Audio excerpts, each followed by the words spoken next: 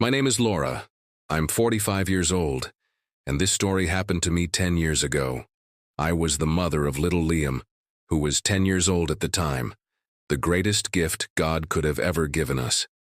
Liam was the joy of our family, a bright and energetic boy who loved sports and played like no one else. He was our only child. My husband Daniel and I tried our best to raise him with love, not too spoiled but always deeply cherished. But to our surprise, it was Liam who showered us with affection. He had the kindest soul. However, God has plans that are beyond our understanding. He gives, but he also takes away. For reasons we'll never fully know, God took our little angel when he was just 10 years old. The tragedy didn't end with the heartbreak of losing him. Something much darker was happening behind the scenes of our son's death. We lived on the second floor of an apartment building. Liam was playing on the balcony when he lost his balance and fell.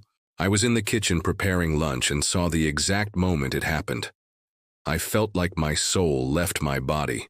I rushed to the balcony, screamed in despair, and when I looked down, I saw Liam standing up, holding his head. I begged him not to move and ran to him. He had a cut on his head that was bleeding, but he seemed okay, alert and responsive. I called emergency services and we went to the hospital. Once there, they said he needed stitches and took him to surgery. Daniel and I had to wait in the reception area. Hours went by, 4 long, torturous hours, and no one gave us any updates. Then, a doctor approached us. He held my hand and said, "Laura, Daniel, you need to be strong." Liam had a brain hemorrhage.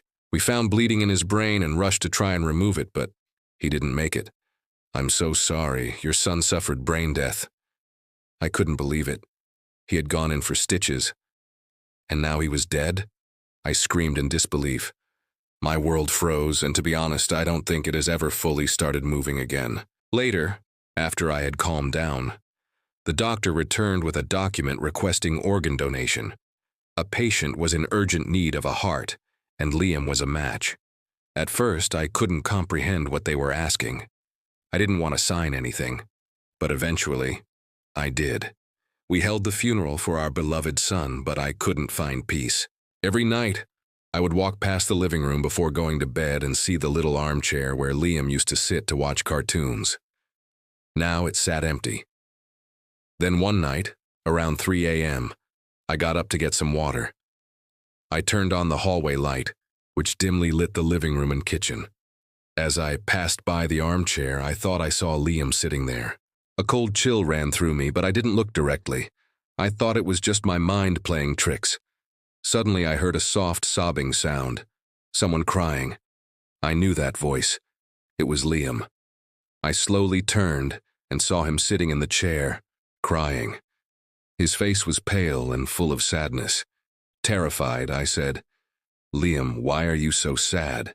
This isn't your place anymore." He looked at me and through tears said, "They took my organs, Mom. They took them." He slowly unbuttoned the white shirt he had been buried in and revealed a massive bloody hole in his chest. His body was empty, as if not a single organ remained. I screamed for Daniel, who was sleeping.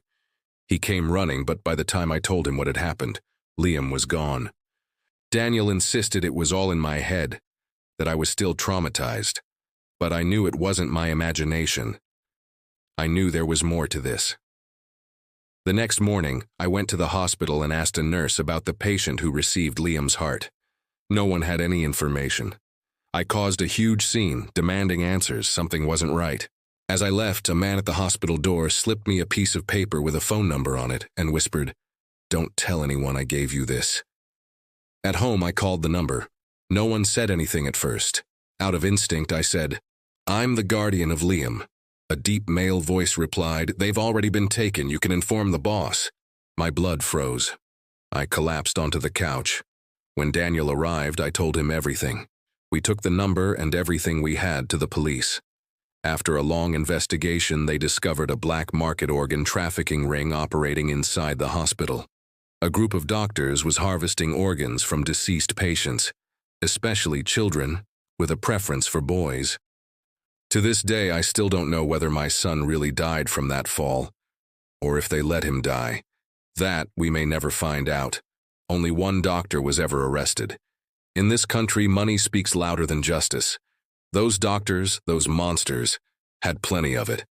If my son hadn't appeared to me after death, we would have never uncovered this horror. He was a hero. Special thanks to those who listened and helped share this story.